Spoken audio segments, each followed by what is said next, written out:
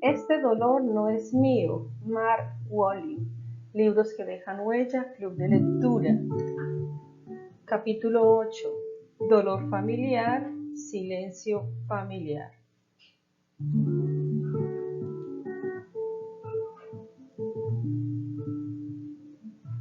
Gretchen, de la que ya hemos hablado en este libro, llevaba consigo los sentimientos de ansiedad de su abuela, única superviviente de una familia que había perecido en Auschwitz. La abuela de Gretchen había sido incapaz de apreciar el don de haber sobrevivido al Holocausto y había ido por la vida como un fantasma, mientras sus hijos y nietos tenían que tratarla con mucho tacto para no afligirla más. No se podía hablar con ella de su familia muerta, se le ponían los ojos vidriosos y palidecía. Era mejor dejar bien guardados sus recuerdos. La abuela quizás sintiera el deseo inconsciente de morir como el resto de su familia. 2 generaciones después, Gretchen heredó esos sentimientos y cargó con la imagen de querer morir incinerada como la familia de su abuela. El lenguaje nuclear de Gretchen: voy a evaporarme, mi cuerpo se incinerará en cuestión de segundos. Cuando Gretchen hubo reconocido que estaba enredada con el trauma de su abuela, contó con Phil con un contexto que le permitiera entender los sentimientos que portaba consigo. La invité a que cerrara los ojos y visualizara que tenían en brazos su abuela y todos los demás judíos de su familia que no había llegado a conocer. Cuando Gretchen se representó aquella imagen reconfortante, dijo que sentía paz, sensación que hasta entonces no le había resultado familiar.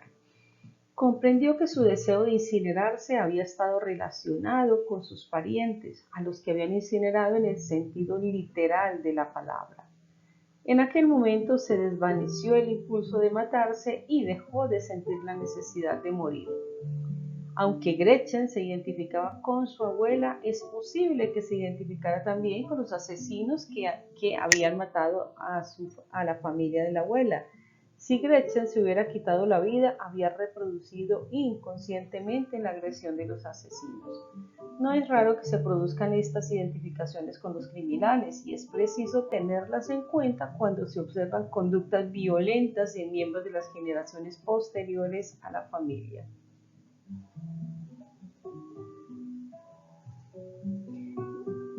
Las cárceles del miedo.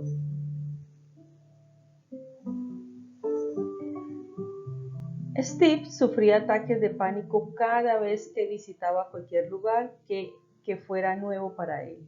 A Steve le bastaba con entrar en un edificio nuevo o en un restaurante que no conocía o con viajar a una población donde no había estado nunca. Siempre que se encontraba en un entorno que no era familiar, se disociaba. Decía que tenía sensaciones de desmayo, una impresión de mareo que lo dejaba negro por dentro y le hacía sentir que se le venía encima el cielo. Además de estas sensaciones, solía tener taquicardias y sudores intensos. No recordaba nada de su infancia que pudiera haberle producido unos miedos tan intensos. Para que se sintiera protegido, su mujer y sus hijos compartían con él la prisión constante del territorio familiar. No salían de vacaciones, ni iban a restaurantes nuevos, ni había ninguna otra sorpresa en su vida. Lenguaje nuclear de Steve: voy a desaparecer, quedaré aniquilado. Un repaso de la historia familiar de Steve puso de manifiesto el origen de su falta de seguridad. 75 miembros de su familia habían perecido en el Holocausto. Literalmente los habían arrancado del entorno familiar de sus hogares en el pueblo donde habían vivido toda su vida y habían sido trasladados a un sitio nuevo, el campo de concentración donde los habían asesinado sistemáticamente. Cuando Steve descubrió aquella relación suya con los miembros de su familia, comprendió el contexto de los ataques de pánico que le habían limitado la vida. El miedo se le alivió al cabo de una sola sesión. Steve asumió una nueva imagen de sus parientes a los que vio en paz y bendiciendo para que fuera libre, y así abrió las puertas de alambre de espino de su alrededor y pudo salir a una vida nueva, con ánimo aventurero y de explotar cosas nuevas. A semejanza de Steve, Linda también sufría ataques de pánico que le impedían sentirse segura. Linda también se encerraba, en la cárcel de sus miedos. El mundo no es seguro, decía. Tienes que ocultar lo que eres. Si la gente descubre demasiado de ti, te pueden hacer daño. Había tenido desde siempre, que ella recordara, pesadillas en las que la secuestraban unos desconocidos. Recordaba que, de niña, nunca quería quedarse a dormir en las casas de sus amigas. Ahora que Linda ya tenía más de 40 años, seguía sin ir a ninguna parte casi nunca. Como le sucedía a Steve, Linda vivía en la cárcel de un miedo que no era capaz de relacionar con ningún hecho de su infancia. Cuando le pregunté por su historia familiar, ella me contó un relato que había oído de niña acerca de la hermana de su abuela que murió en el Holocausto. Linda se documentó sobre el suicidio y descubrió que su tía abuela había vivido escondida en la casa de un vecino hasta que alguien de otra familia se enteró que era judía. Entonces a la hermana de la abuela la habían secuestrado unos desconocidos, los soldados nazis, y la habían matado de un tiro en una cuneta. Lenguaje nuclear de Linda. El mundo no es un lugar seguro, tienes que ocultar lo que eres, la gente puede hacerte daño. Cuando Linda pudo comparar su lenguaje nuclear con la tragedia de su tía abuela, dispuso de un contexto en el que entender sus sentimientos de ansiedad. Se imaginó que tenía una conversación con su tía abuela en la que ésta le ofrecía protegerla y ayudarla para que se sintiera segura. Con esta nueva imagen, Linda sintió que podía volver a dejar sentimientos de ansiedad en la persona de su tía abuela, de donde habían surgido.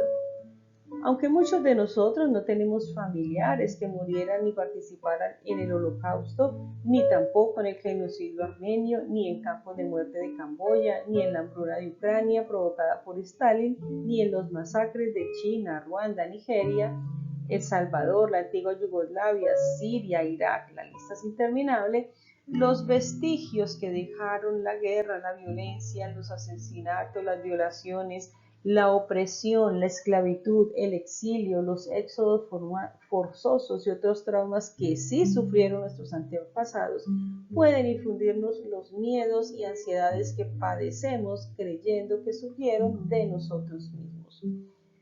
Nuestra frase nuclear puede ser el vínculo que nos permita distinguir lo que pertenece al pasado de lo que es ahora.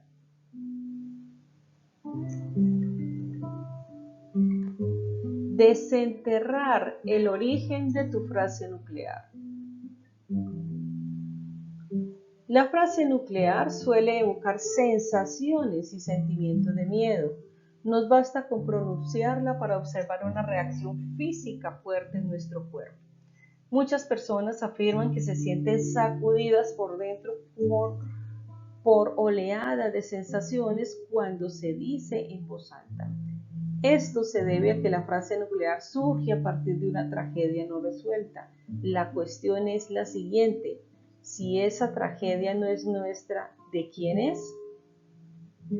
Aunque seamos nosotros quienes pronunciamos la frase nuclear y quienes portamos sus temores, ese miedo original puede arrancar de un hecho trágico que tuvo incluso antes de que naciésemos.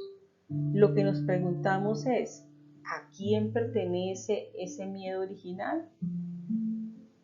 Repítete tu frase nuclear, siente cómo vive en tu interior, escucha dentro de ti, imagínate por un momento que esas palabras pertenecen a otra persona. Hasta puede ser interesante que escribas tu frase nuclear para tenerla delante visualmente. Oye la frase de una persona que vivió un trauma grande o que cargó con sentimientos profundos de duelo o de culpabilidad, o que murió de forma violenta o lamentable, o que hizo una vida vacía y de desesperación callada. Esta frase puede ser la frase de tu madre o la de tu padre. Puede pertenecer a tu abuela, a tu abuelo e incluso a tu hermano o hermana mayor o a uno de los tíos o tíos tuyos. Y ahora la frase sigue viviendo en ti. Las frases nucleares son unas frases nómadas, semejantes a los vendedores ambulantes que van llamando de puerta en puerta hasta que alguien las invita a pasar. Pero las puertas donde ofrece su mercancía las frases nucleares son las psiques de los miembros de un sistema familiar y las invitamos a pasar sin ser conscientes de ello. Parece que compartimos una obligación inconsciente de resolver las tragedias del pasado de nuestra familia. Es posible que estés compartiendo el duelo no resuelto de tu abuela por la muerte de su madre, de su marido, de un hijo, o que compartas intentando inconscientemente curar el dolor de la familia. La sensación de tu abuela de que lo he perdido todo puede seguir viviendo dentro de ti en forma de miedo por parte de perderlo todo tú también. Estas frases afectan el modo en que te conoces a ti mismo, afectan las decisiones que tomas, afectas a cómo reaccionan tu mente y tu cuerpo al mundo que te rodea. Imagínate el efecto que puede ejercer en el fondo de tu conciencia una frase como "me van a abandonar", o en el momento en que el hombre de tus sueños te pide que te cases con él, o considera el efecto que puede tener la frase nuclear "haré daño a mi hijo" sobre el complicado estado biológico y emocional de una joven futura madre. Escucha de nuevo las palabras de tu frase nuclear, pronúncialas en voz alta. ¿Estás seguro que esas palabras son tuyas?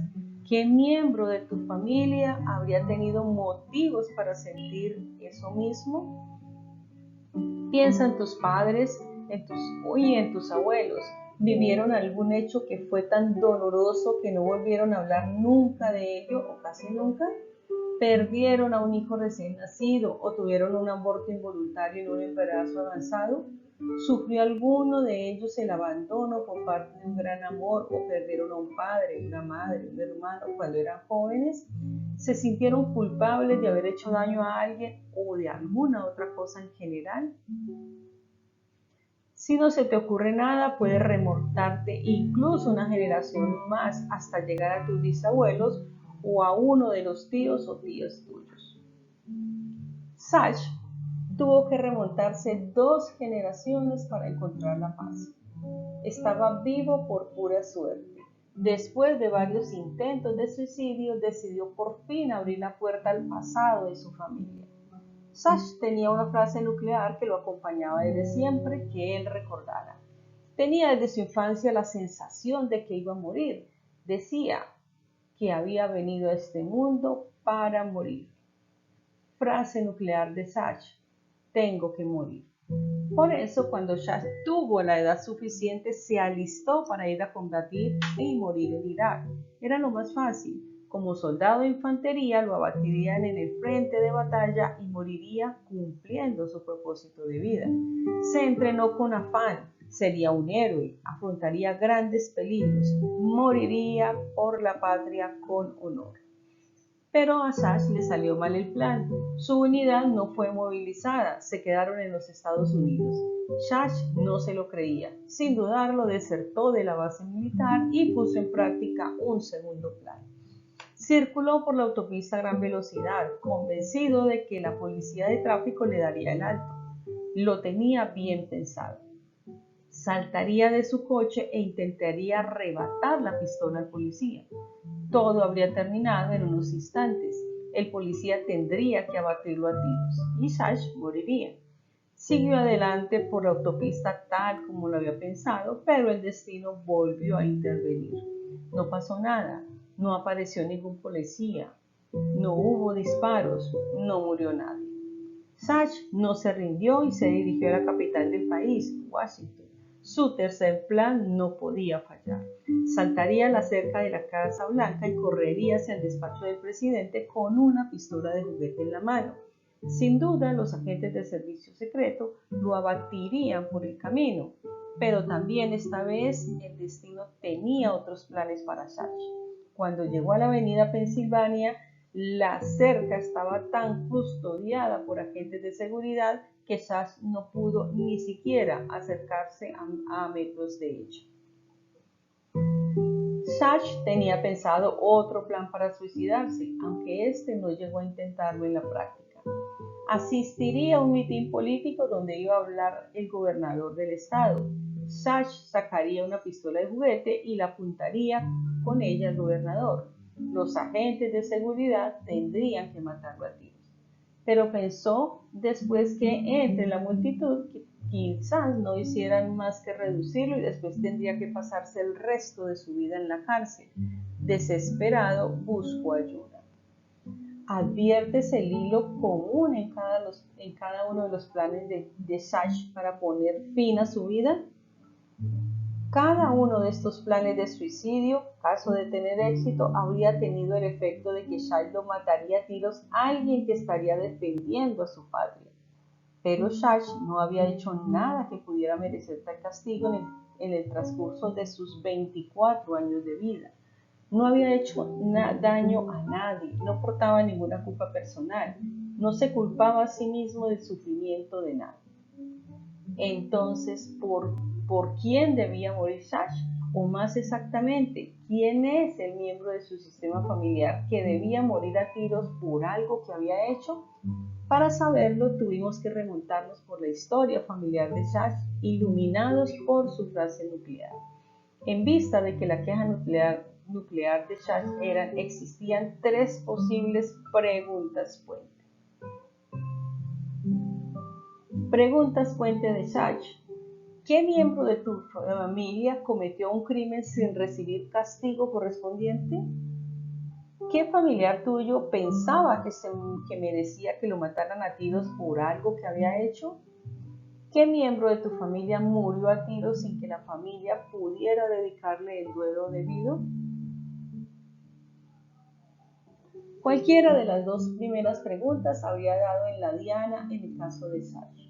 La primera le trajo el recuerdo de una conversación que había oído casualmente cuando era niño. El abuelo de Sash, el padre de su madre, había sido un alto funcionario del gobierno de Mussolini y sus órdenes habían llevado a la muerte a muchas personas. Cuando la guerra tocaba su fin, en Italia había conseguido cambiar de identidad con documentos falsos y huir a los Estados Unidos. A los miembros de su equipo que se habían quedado atrás los habían detenido y fusilado.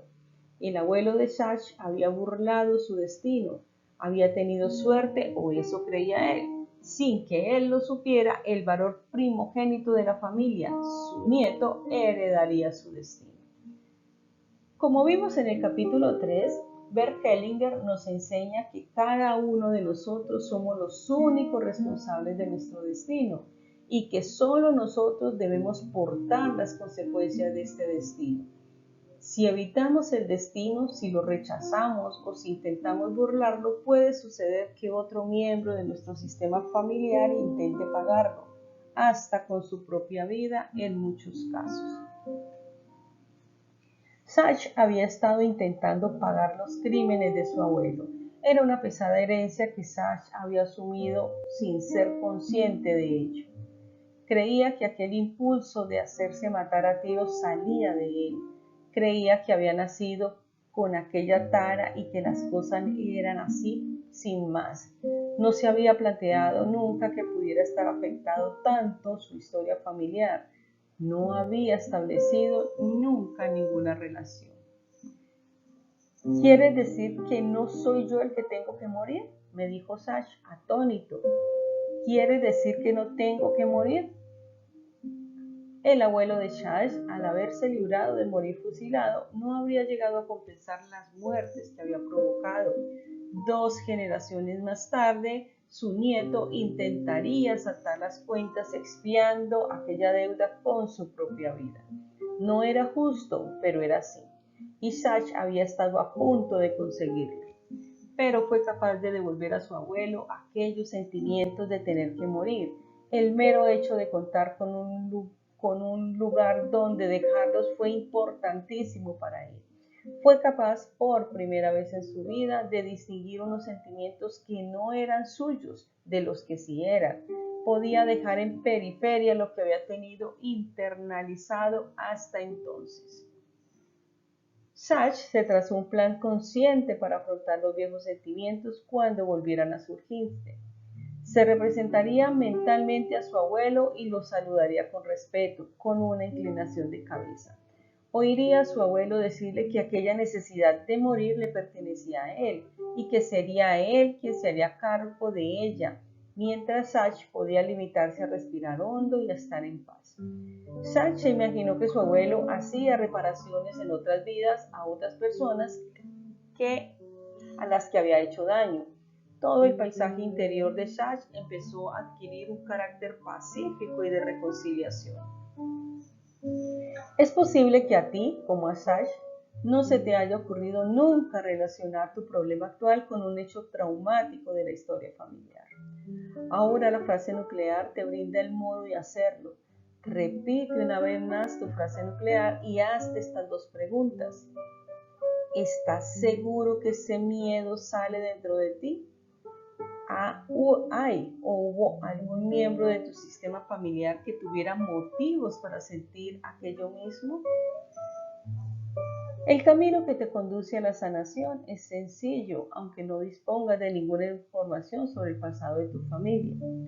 Ya has hecho lo más difícil, has aislado tu miedo más hondo. Aunque seas tú quien carga con los sentimientos de ese miedo, es probable que el miedo en sí surgiera de un hecho traumático que tuvo lugar antes que nacieras, de un hecho que está detrás de los sufrimientos de tu padre o de tu madre. Aunque no sepas de qué se trata, notas que están ahí, lo sientes. April era una afroamericana que se dedicaba a hacer colchas artesanales. Cuando tenía poco más de 40 años, vio una foto tomada en 1911 en la que aparecían una mujer negra y su hijo ahorcados y colgados de un puente. Los contemplaban desde el puente varios hombres, mujeres y niños blancos. Cuando April vio aquella foto, le cambió la vida. La idea y las imágenes de los linchamientos la abrumaron. No dejaba de llorar, me contaba. Aquellos podíamos ser mi hijo y yo. La ansiedad de April fue en aumento desde el día en que vio la foto. Era como si en cada árbol que veía hubiera un cadáver ahorcado. Le pregunté si tenía noticia de que hubieran linchado a algún miembro de su familia. Era difícil determinarlo. A finales del siglo XIX habían dejado abandonado en una cuneta a su abuelo, hijo de un hombre negro, y a una mujer blanca junto con su hermana. La familia de April había recogido al abuelo, pero no a su hermana. No se sabía lo que había sido de la hermana de su abuelo. Como es sabido, históricamente se solía castigar a los negros que tenían relaciones sexuales con mujeres blancas. Sin embargo, los blancos que poseían esclavos solían tener hijos con sus esclavas negras. En un estudio que se publicó en mayo de 2016, se encontraron huellas genéticas de esta realidad histórica en el ADN de los afroamericanos actuales. El ADN contenía rastros de antepasados europeos que se podían datar de la época de la esclavitud, con lo que los investigadores habían podido confirmar lo mismo que era bien sabido desde hace mucho tiempo. Aunque April no había podido determinar con exactitud que el padre o la hermana de su abuelo o que cualquier otro miembro de su familia hubieran sido linchados, ella sospechaba que así había sido. Como mínimo, cargaba con los restos de un trauma colectivo que compartía con otros afroamericanos que sentían aquel mismo miedo.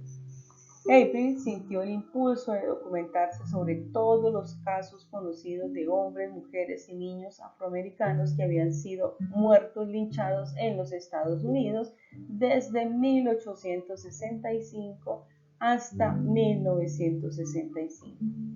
Recogió más de 5.000 nombres y los bordó todos uno a uno con hilo dorado en una colcha negra. Cada vez que April añadía un nombre de la colcha, tenía la sensación de que estaba dando descanso a otra alma. Dedicó 3 años a la tarea de bordar la colcha, que al final pesaba más de 5 kilos. Cuando hubo terminado, se sintió libre por fin.